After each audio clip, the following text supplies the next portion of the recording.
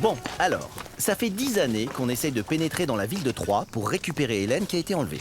Manifestement, on a un léger problème d'efficacité. Est-ce que quelqu'un aurait une idée pour faire avancer le schmilblick? Juste un petit doute. Hélène était peut-être la plus belle femme du monde au départ, mais coincée en ville 10 ans, sans pouvoir sortir faire du sport, nourrie de chips au tarama en regardant des feuilletons turcs, elle doit plus forcément valoir le coup, non? Non mais c'est pas la question là. On doit trouver un moyen de remporter une victoire militaire, punto finito. Monsieur Ulysse, Oui, Epeios. j'ai regardé un tuto d'Athéna sur olympe.org. Comment construire un cheval en bois creux super ressemblant. Bon là, en l'occurrence, c'est pour faire une piñata d'anniversaire pour un des fils de Zeus. Mais on pourrait peut-être s'inspirer de ce truc pour pénétrer dans la ville par la ruse. Ah, bah voilà un truc qui change un peu. Ok, mais pourquoi on ferait pas plutôt une Porsche Cayenne géante? Ou une Jaguar géante avec toutes les options. Ou pour être plus discret, on peut faire plein de petites Twingo en bois creux et on se répartit chacun à l'intérieur. Eh oh, ça suffit là, hein. Athéna propose cheval, on va faire cheval. C'est bien, c'est écolo, on a 4000 ans d'avance sur la COP 21, et puis en termes d'image de marque, bah, ça nous valorisera, parce qu'après la destruction totale de la ville et l'extermination des Troyens, on va être mal. Hop, allez les gars, on se serre un peu dans le fond là. Ah, tu m'écrases le talon. Oh, c'est bon la chochotte là, fais pas ton Achille. Non mais là c'est typique des plans à la Athéna. Hein. Ah ouais, tu te souviens du bizutage qu'elle avait fait aux Argonautes? Oh ben oui, ce truc de ouf. Faire rentrer en pleine tempête 50 guerriers dans les toilettes du navire. Messieurs, s'il vous plaît, on baisse d'un ton. On va nous pousser devant les portes de Troie, alors un peu de discrétion. Si l'ennemi s'aperçoit qu'on est à l'intérieur du cheval, on est reparti pour un siège de 10 ans. Et je sais pas vous, mais moi, l'Iliade, je commence à trouver ça un peu longué. La gueule des mecs quand on va tous sortir pour les massacrer. Y a quelqu'un qui filme d'ailleurs? En principe, il y a Homer qui met tout sur son Instagram. Des mecs qui attendent entassés dans un bus avec des boucliers et des casques. Et vous avez pas l'impression qu'on est trop des CRS garés à côté d'une manif près de la République? T'es con, Ulysse. Bon, c'est long quand même. Oh purée, ça bouge là. Qu'est-ce qu'ils sont en train de faire? Mais ils nous déplacent ou quoi? Ah mais ouais, ah mais j'en étais sûr, mais quel con! Non mais c'est fou ça quand même, je leur avais dit pourtant. Mais comme d'habitude, personne ne m'a écouté. Pas sur le bateau devant le portail. Qu'est-ce qu'il y a? Les Troyens ne plaisantent pas avec les interdictions de stationner.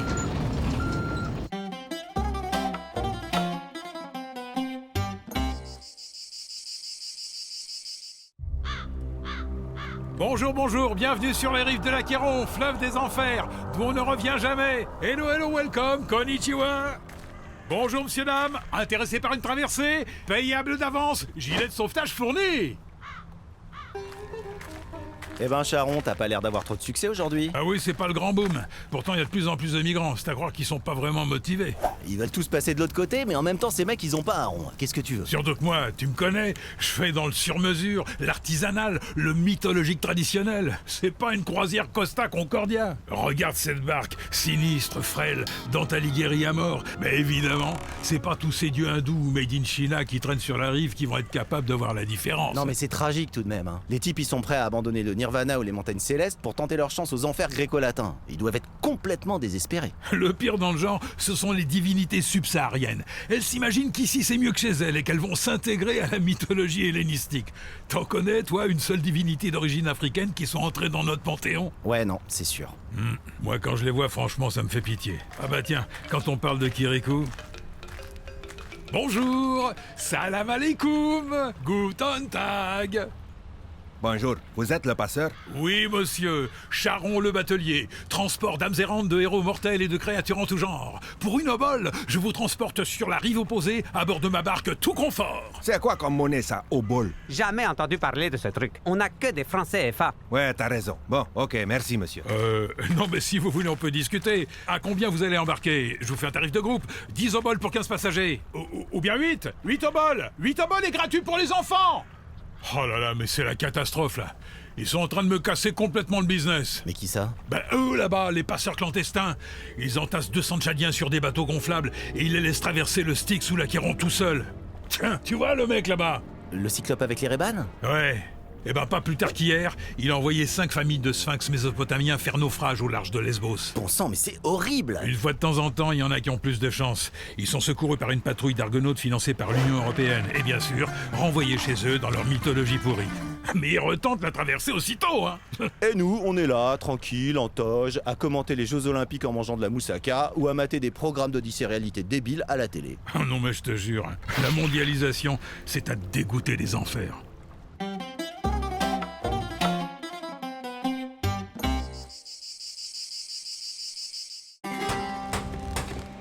Allez, allez, dépêchez-vous de décharger les sacs de ciment à l'entrée du labyrinthe. On attend une autre livraison pour 11h30.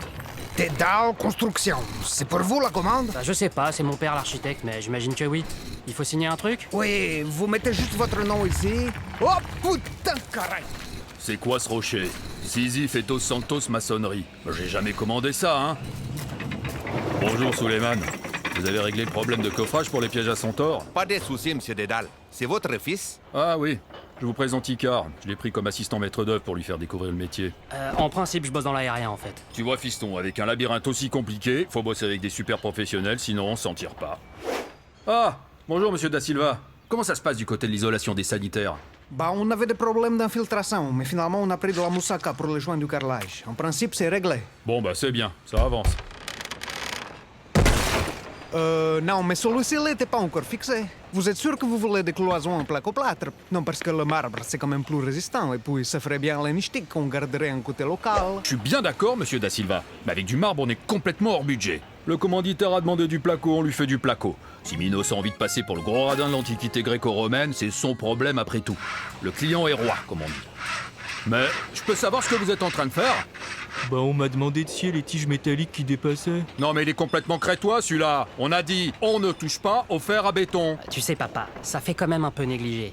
On est quand même censé être le berceau de la civilisation occidentale. On va pas donner aux touristes une impression de tiers-monde crado. Déjà, ça nous permet de pas avoir à payer les impôts locaux en leur faisant croire que c'est pas terminé. Et puis les touristes, moi je les emmerde. Écoute, papa, tu m'as l'air vraiment stressé là.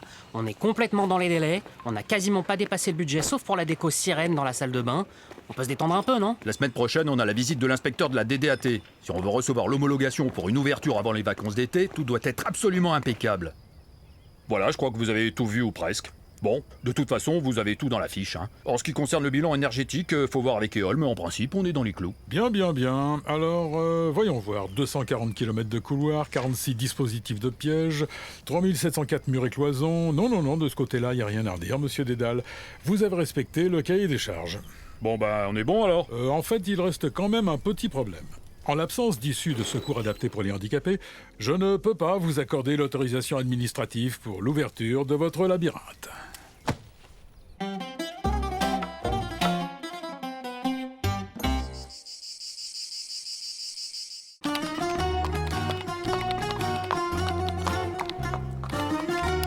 Hé, t'as vu les dernières photos de moi que j'ai postées sur mon blog?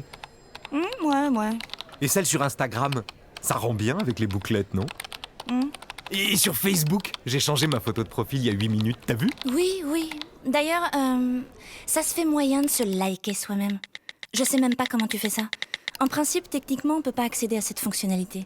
414 likes de toi-même en 3 jours, c'est un peu trop, non? Ah bah si je devais attendre que ce soit toi qui le fasses, c'est sûr. Autant se transformer direct en statue de marbre. Non mais Narcisse, attends, le prends pas mal. Qu'est-ce que tu lui as encore fait à Narcisse? Je l'ai croisé en train de sangloter devant la glace de l'ascenseur.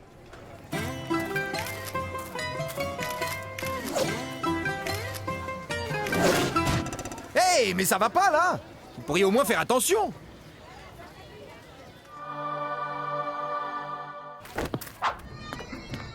Cigarette, cigarette, cigarette.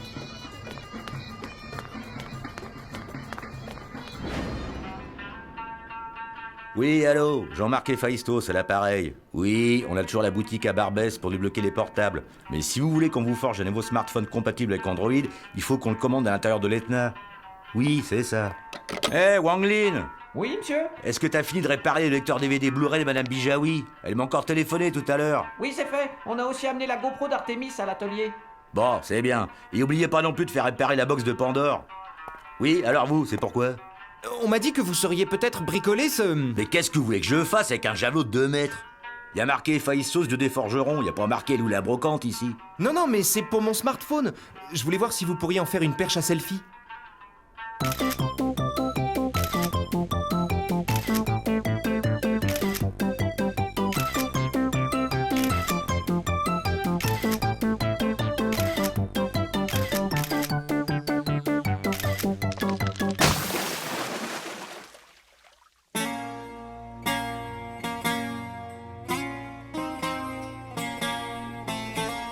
Tiens, regardez ce qu'il y a maintenant sur l'ancien PC de Narcisse. Ah oui, c'est bien comme ça, c'est un bel hommage. C'est pas mal, non? Oui, ça lui ressemble. C'est terrible de mourir si jeune. Ah bah c'est sûr, ça lui aurait fait plaisir. Qu'est-ce qu'il y a? Bah c'est Narcisse, il a été transformé en fond d'écran.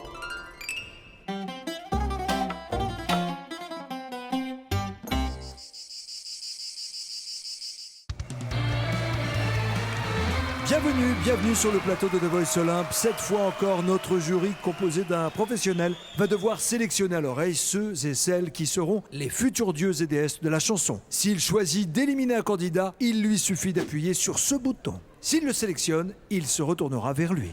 Vous êtes prêts à applaudir? Alors, c'est parti! Comment il s'appelle l'animateur? Eros Aliagas, ou un truc comme ça. Encore un grec? Pour The Voice Olympe, ils allaient pas non plus prendre un animateur perse. Hein. Premier candidat, Icar, qui nous arrive tout droit de Montbéliard. Allez hop, un matin avec mon père on s'est barré de l'île de Crète. Ouh, ça plane pour moi. Ça plane pour moi, moi, ça plane pour moi. Eh bien dommage. Voici un deuxième candidat, Prométhée, avec une chanson culte. Dérobez le feu, pour faire crier les déesses et les dieux. Eh bien non, visiblement notre jury n'est pas très sensible au rock'n'roll. Candidat suivant, Oedipe, originaire de la région de Bruxelles.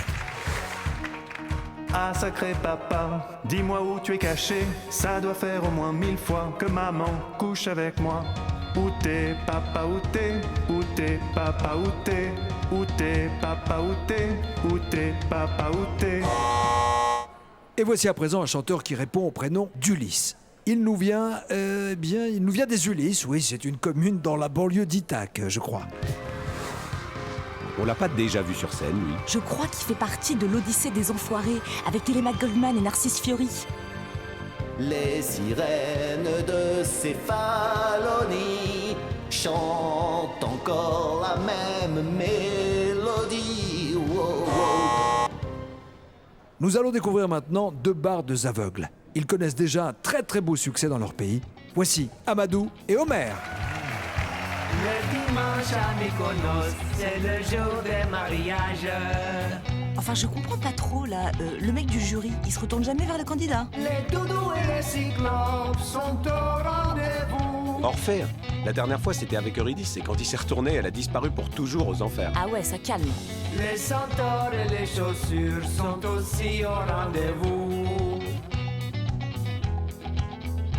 Le dimanche à Mykonos, c'est le jour des mariages.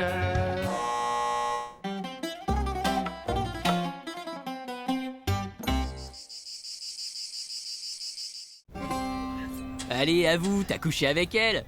Jamais de la vie. Bon allez, crache ta Valda, Ulysse. Comment ça se fait qu'elle arrête pas de te pistonner depuis le début de ta carrière alors? Je suis sûr qu'il se l'est tapé. Non, c'est vrai que j'entretiens une relation privilégiée avec Athéna, faite de confiance et de respect mutuel, mais il n'a jamais été question de quoi que ce soit entre nous. Après Zeus en taureau blanc, Athéna en cougar. Je vois bien la couverture de Closer. Oh, vous êtes graves les mecs. Monsieur Ulysse, monsieur Ulysse! Quoi? Qu'est-ce qu'il y a encore? C'est les Troyens, monsieur Ulysse. Ils viennent de faire une sortie. Ils sont en train d'attaquer nos troupes en criant Iliade d'Akbar. Quoi? Iliade Akbar, ces mecs ne respectent rien. Ils ont déjà au moins massacré 200 Athéniens. Bon, il faut faire quelque chose là. Il est où Achille? C'est lui qui est censé leur mettre la pâtée quand même. Achille!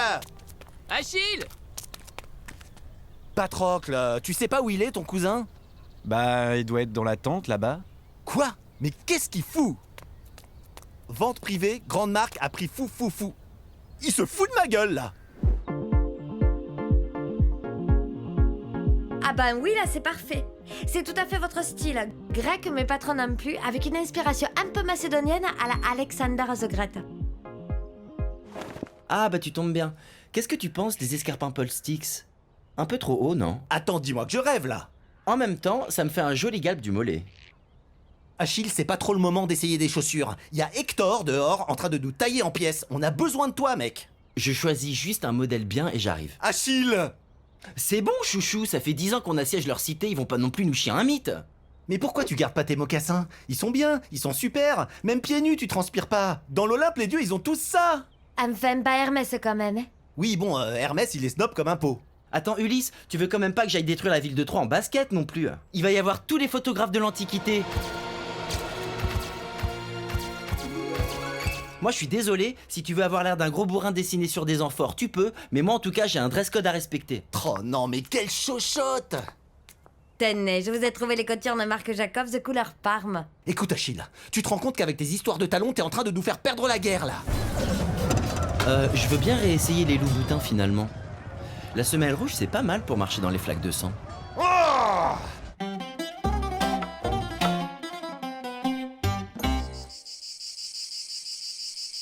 Et bien sûr, tous les yeux de l'Antiquité seront rivés sur le grand rendez-vous de ce soir, le match de qualification pour l'Euro, qui oppose au stade Pierre Poséidon, le tenant du titre Vestal de Madrid, contre le Paros Saint-Germain. Bon, les amis, c'est la honte là. Il faut vraiment qu'on se bouge. Oh non, quand Athéna commence comme ça, on est certain qu'elle va nous sortir un truc trop relou. On passe nos journées à papoter entre dieux sur l'Olympe, vautrer dans des nuages kitsch en attendant le déluge, tandis que les mortels sont en train d'inventer des trucs démentiels sans qu'on s'y intéresse une seconde. Genre quoi? La salade tomate feta? Genre des créations culturelles bouleversantes, de la poésie, du théâtre. Les Grecs sont en pleine période classique. Ils créent des œuvres qui vont influencer l'humanité pendant des siècles et des siècles. Bah, écoute Athéna, je veux bien qu'en tant que déesse de la culture et du savoir, tu aies envie de garder un œil sur ce qui se fait côté théâtre dans l'Antiquité gréco-latine, mais franchement, moi je vois pas pourquoi je devrais m'emmerder à regarder des mecs en coturne déclamer des hexamètres dactyliques. Ouais, on est sur l'Olympe, on n'est pas sur Arte, hein. Mais enfin, la comédie, la tragédie, ça parle de nous tout ça. En moins intéressant quand même. La vengeance, le sexe, les chassés-croisés amoureux. Vous allez pas me dire que ça ne vous dit rien quand même. J'ai plutôt l'impression que pour voir un portrait un peu représentatif de notre vie, on aurait plus vite fait de se matin un porno encrypté sur Bacchanal+. Moi je trouve qu'Athéna a raison. Pourquoi on n'irait pas tous voir au moins une pièce classique pour se faire une idée? Ah bah enfin. Merci Hera. Alors, je ne connais pas l'auteur de cette pièce, mais j'ai écouté les critiques à la radio dans le casque et la plume, et il paraît que c'est le gros carton de la rentrée mythologique. Ça s'appelle comment déjà? Les hommes viennent de Mars, les femmes viennent de Vénus. Écoute ça. Après le triomphe de sa dernière pièce, Ma femme s'appelle Thétis, Jean-Luc Sophocle nous entraîne dans une comédie virevoltante sur le couple laissé déboire. Aïe aïe aïe mince. Bah quoi? Ça parle de Zeus. Écoute. Hercule Lampion est un industriel provincial ayant fait fortune dans une entreprise de services de nettoyage. Son épouse, Ennemée, est une Vestale originaire de Besançon qui assure la bonne tenue du ménage avec une humeur constante. Tout va pour le mieux jusqu'au jour où Hercule invite à dîner le nouveau directeur financier de l'entreprise, le jeune et fringant Charles-Édouard Zeus. Ah ouais, si Hera voit ça, mais elle va carrément faire la gueule. En tout cas, il y a du monde. Chut, la pièce va commencer. Mon cher Zeus, permettez-moi de vous présenter mon épouse Edmée. Mes orages, madame.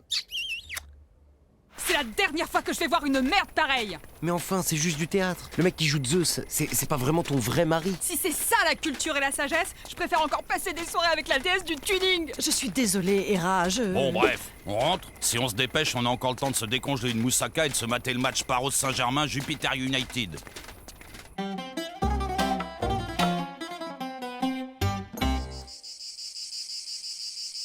Apollon vient de se lever, encore une belle journée. Asclépios, Linos et Orphée ont tout préparé. Il vient toujours au bon moment, avec Sirène et les enfants. L'ami du petit déjeuner, dans l'Antiquité. Un bon croissant trempé dans la moussaka, rien de tel pour commencer une magnifique journée hellénistique. Papa, c'est qui Iphigénie? On dit Iphigénie, mon chéri. Vous en avez parlé à l'école, c'est ça? Non, mais il y a sa photo sur la brique de lait. Eh bien, c'est... Alors, mais explique-leur, toi, Sirène. Alerte enlèvement, on n'oublie pas la petite Iphigénie. C'est des méchants qui l'ont kidnappée? En fait, c'est un peu plus compliqué que ça, Orphée. C'est des Atrides et ils sont pas comme nous, tu vois. Écoute, Apollon, tu ne crois pas que tu devrais leur raconter la vérité? Les Atrides. Tout le monde a entendu parler de cette famille et de sa cohorte de meurtres et de vengeances qui ont défrayé la chronique du monde gréco-latin. Tout a commencé avec la décision folle d'un père au-dessus de tout soupçon. C'est ce que nous allons vous montrer aujourd'hui dans Faites entrer l'Odyssée.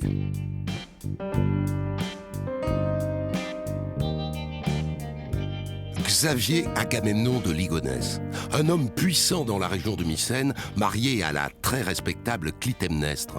Pourtant, ce matin du 16 janvier, ce père de 3 beaux enfants va commettre l'irréparable. Alors qu'il ne parvient pas à faire démarrer son véhicule, ancré sur un parking de Béotie... Putain, fais chier! Un de ses collègues de bureau lui suggère de sacrifier la jeune Iphigénie, sa petite fille de 8 ans, qui venait de faire sa communion à l'église de Sablé-sur-Sparte. Chroniqueur dans la gazette locale, Jean-Marc Échille a enquêté pendant des mois sur cet épisode. C'est de là qu'on doit dater la disparition d'Iphigénie. Mais on retrouve également des traces d'un autre protagoniste. C'est poussé par son amant que Clytemnestre assassine froidement son mari. L'histoire aurait pu s'arrêter là, mais c'est sans compter sur la réaction impulsive du Benjamin de la famille, le jeune Oreste. À son tour, il va massacrer sa propre mère et prendre la fuite, assisté par la petite sœur Électre, déjà ébranlée par la mort de son père. La jeune Électre était manifestement fragile psychiquement. Mais c'est surtout la personnalité d'Oreste qui va intriguer les enquêteurs. On a retrouvé sur son compte Facebook des posts macabres et inquiétants, comme cette phrase « Quels sont ces serpents qui sifflent sur nos têtes ?» Et c'est seulement à la date du 12 novembre que le commissariat d'Adès-sur-Lot dépêche sur les lieux la brigade départementale des hominines afin d'enquêter sur cette... Papa, comment on fait des bébés? Ah bah ça au moins c'est très simple, je vais t'expliquer. Tu vas essayer de Apollon mettre vient de sur se le- lever, encore une belle journée dans l'Antiquité.